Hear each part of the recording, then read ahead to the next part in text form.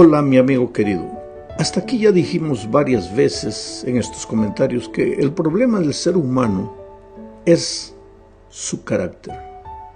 Al salir de las manos de Dios, pues nosotros reflejábamos el carácter de Dios, pero infelizmente entró el pecado y a partir de ese momento todos ya venimos al mundo trayendo esa inclinación innata hacia el mal, esa inclinación hacia el mal llamada naturaleza pecaminosa. Y es esa naturaleza pecaminosa que nos lleva a vivir separados de Dios. Ya con esa naturaleza pues nos deleita andar en nuestros propios caminos, hacer nuestra voluntad. Y entonces para calmar la conciencia venimos a la iglesia, pero continuamos separados de Dios, andando en nuestros propios caminos. No lo buscamos diariamente, no vivimos con Él una vida de comunión, vivimos solos. Seguimos nuestras preferencias, hacemos nuestra voluntad, pero por el hecho de que estamos en la iglesia y participamos de sus actividades, creemos que somos buenos cristianos. Pero cristianismo no es una simple filiación a un grupo religioso, sino una experiencia diaria de comunión y compañerismo con Jesús. Cualquier otro tipo de cristianismo no es honesto. Es justamente de ese ser honestos con Dios que vamos a hablar esta semana. No es misterio para nadie que vivimos en un mundo lleno de corrupción, de deshonestidad. Desde las personas con mayores responsabilidades en el gobierno hasta el ciudadano simple y común, la corrupción, que tiene su origen en la deshonestidad, se propaga como un virus insaciable. Nuestros gobiernos son corruptos, decimos, pero es fácil ver la paja en el ojo ajeno. Y sin embargo nos olvidamos que quienes elegimos a esos gobernantes corruptos somos nosotros. Y que en el fondo también somos deshonestos, solo que no nos atrevemos a aceptarlo. Nuestros actos de deshonestidad son calificados por nosotros mismos de pequeños, insignificantes, una manera diferente de ver las cosas. En fin, podrás decir, pero eso es allá en el mundo, pastor, donde las personas no conocen a Jesús. Sin embargo, la sierva de Dios, en el libro Testimonios para la Iglesia, tomo 4, página 304, dice lo siguiente: en todas nuestras filas se practica la falta de honradez, y esta es la causa de la tibieza que notamos en muchos de los que profesan creer la verdad. Estos no están relacionados con Cristo y están engañando sus propias almas. Mi hermano, esto es terrible. Ella habla de nuestras filas, entre comillas. Ella dice que los que profesan la verdad, se refiere a nosotros. Y finalmente dice, estos no están relacionados con Cristo y están engañando sus propias almas. Ahora te das cuenta cómo todo termina en la relación con Cristo.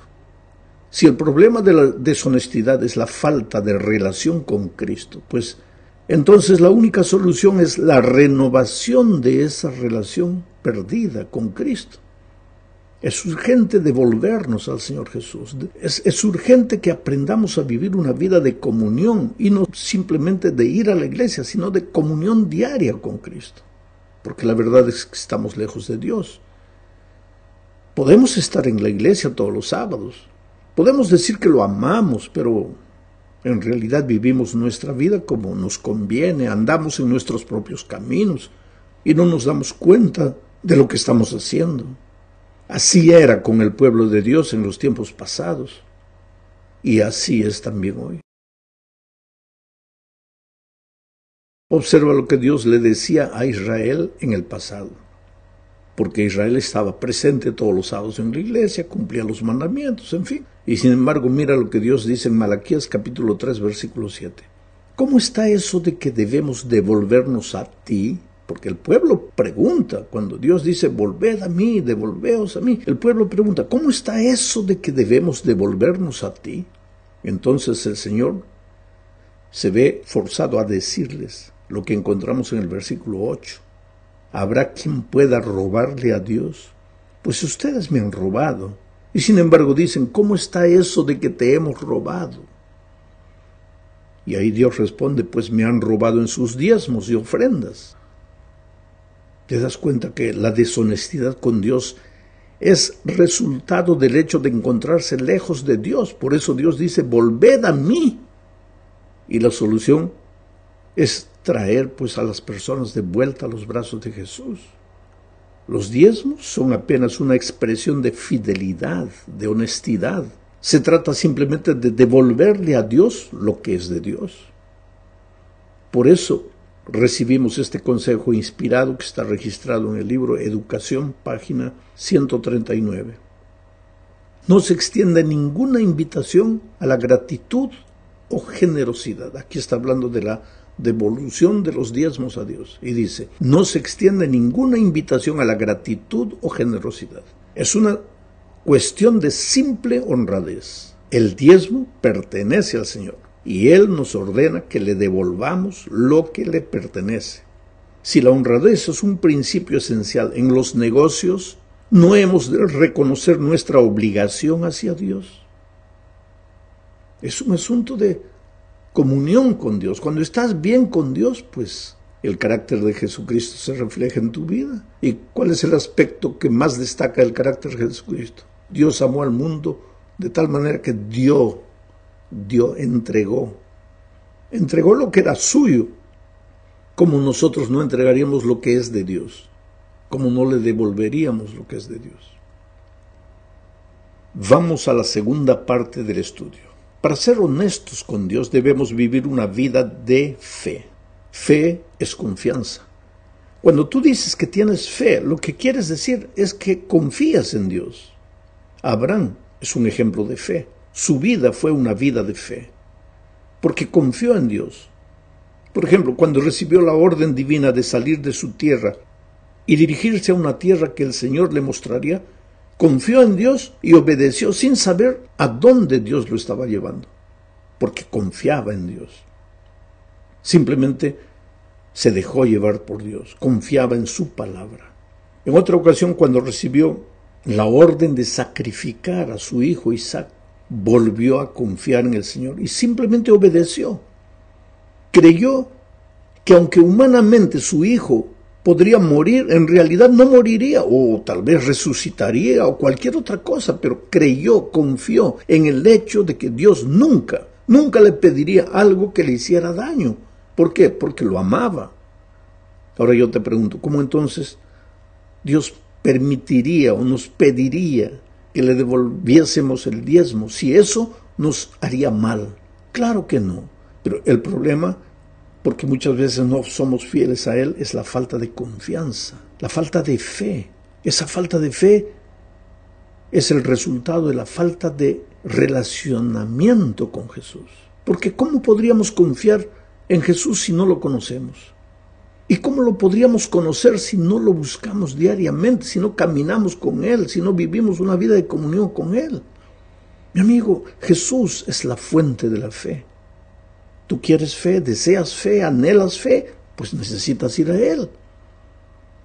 Hebreos capítulo 12, versículo 2 dice, fijemos la mirada en Jesús, el autor y consumador de la fe, quien por el gozo que le esperaba sufrió la cruz y menospreció el oprobio y se sentó a la derecha del trono de Dios. Fijemos la mirada en Jesús. Ahí puede venir oprobio, puede venir dolor, puede venir cruz, pero nosotros sabemos en quién hemos confiado. Sí, fijamos la mirada en Jesús. Vamos a la tercera parte. En el versículo que acabamos de leer, de Hebreos, Jesús es el autor y el consumador de la fe. O sea, la fe no es un producto humano, no la fabricamos nosotros. Nuestra parte es mirar al autor y consumador de la fe. Pero ese mirar no es una actitud romántica ni teórica, es una actitud práctica. Es buscarlo todos los días a través de la oración, del estudio de la Biblia y del buscar a otra persona para Cristo. El resultado de esa vida de comunión práctica con Jesús es la fe. Y solo personas de fe serán capaces de ser honestas con Dios y devolverle a Dios el diezmo sagrado, creyendo que 90 bendecidos que le quedan en la mano valdrán más que 100 que no cuentan con la bendición de Dios. El otro día alguien me dijo: pastor, Jesús dijo que la justicia y el amor son más importantes que el diezmo. Yo no sé por qué ustedes hablan tanto del diezmo. Ah, Jesús dijo eso. Entonces, vamos a leer lo que en realidad dijo Jesús. Está registrado en Lucas capítulo 11, versículo 42. Dice: ay de ustedes, fariseos, que dan el diezmo de la menta y de la ruda y de toda clase de hortalizas, pero pasan por alto la justicia y el amor de Dios. Esto es necesario que lo hagan. ¿Qué cosa es necesario que lo hagan? Que devuelvan el diezmo, sin dejar de hacer aquello.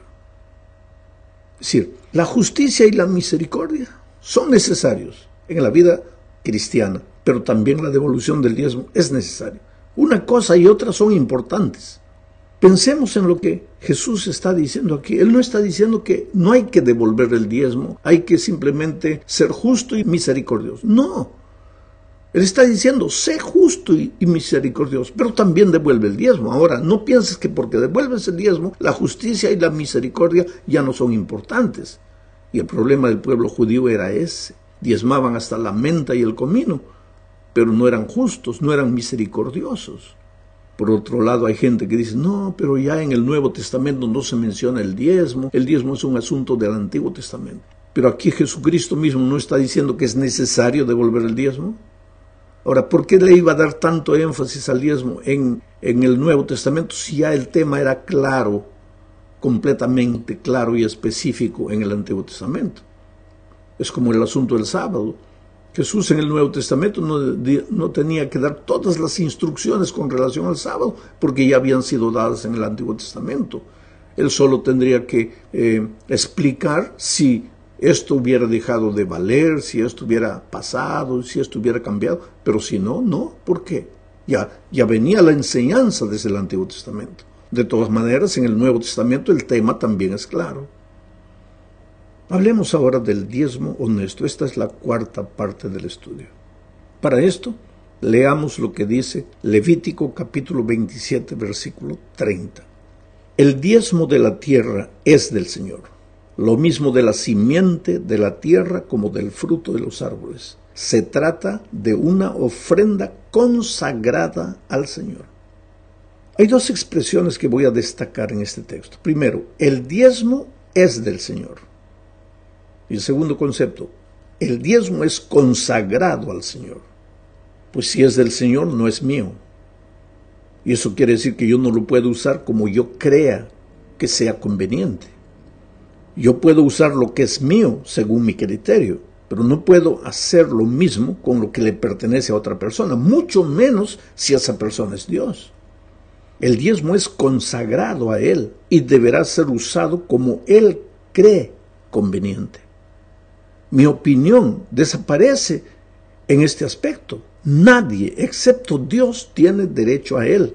El diezmo nunca es parte de la propiedad de una persona. Nosotros no lo santificamos, lo hizo Dios. Es su derecho. Como mayordomos simplemente le devolvemos lo que es suyo. El diezmo está dedicado a Dios para una tarea específica. Retenerlo para cualquier otro uso es deshonesto. Administrarlo a mi criterio es deshonesto, porque es algo que no me pertenece, le pertenece a Dios. Pero aquí surge un problema. Está bien, tengo que devolverle el diezmo a Dios, a Él le pertenece. Pero ¿a quién se lo doy? Si no se lo puedo dar a Dios directamente. Pues Dios dejó en su palabra la instrucción: traed los diezmos al alfolí. El alfolí es su iglesia. Pero la iglesia no está formada por hombres. Sí, pero en este punto necesitamos recordar el incidente de cuando Abraham le devolvió el diezmo a Melquisedec. ¿Quién era Melquisedec? Leamos lo que dice Hebreos capítulo 7, versículos 2 y 3. Entonces Abraham le dio los diezmos de todo. Melquisedec significa, en primer lugar, rey de justicia. ¿Quién es el rey de justicia? Solo puede ser Jesús. Y también rey de Salem, que significa rey de paz. ¿Quién es ese rey de justicia, rey de paz? Solo puede ser Jesús. Y sigue diciendo el texto, nada se sabe de su padre, ni de su madre, ni de sus antepasados, ni si tuvo principio ni fin. ¿Quién es este ser eterno que no tiene ni principio ni fin? Solo puede ser Jesús. Pero, dice el texto, a semejanza del Hijo de Dios, permanece como sacerdote eterno. Pues, Melquisedec es un símbolo del Señor Jesucristo. La respuesta es clara. Un símbolo del Señor Jesucristo. Pero observa lo que añade ahora el versículo 8.